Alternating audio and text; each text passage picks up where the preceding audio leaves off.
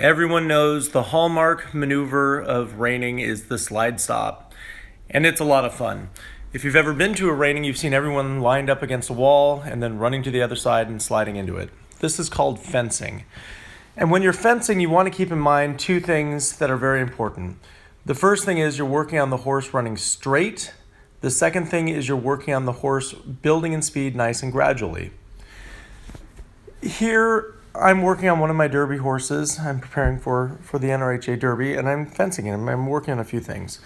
A very nice horse, Jacs Electric Spark.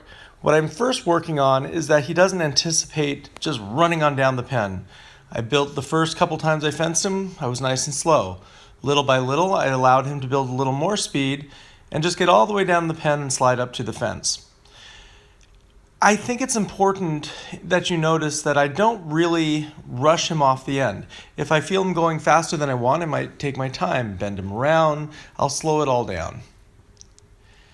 That I thought was very nice. He stayed nice and relaxed, slid right up there, but there was a little lean, so I decided to turn in the opposite direction. It was even hard to see just off of the video, but he leaned a little bit to the right, so I just took him in a spin to the left.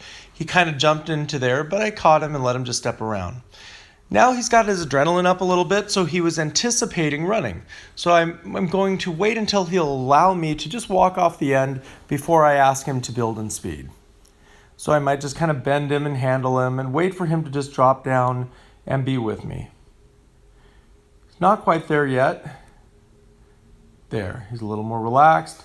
But again, he was thinking to go a little faster than I wanted, so I'm not going to make a big deal about this. I just broke him back down, softened him up, and then asked again.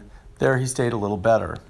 Remember, everything that we do in training, we're trying to keep the horse on our page. So if you can come up with some solution to their having a thought of their own, and generally those solutions are doing the opposite of what they're thinking, that's what you want to do. So if he's wanting to run a little faster, I'm going to break him down, bend him around, soften him up.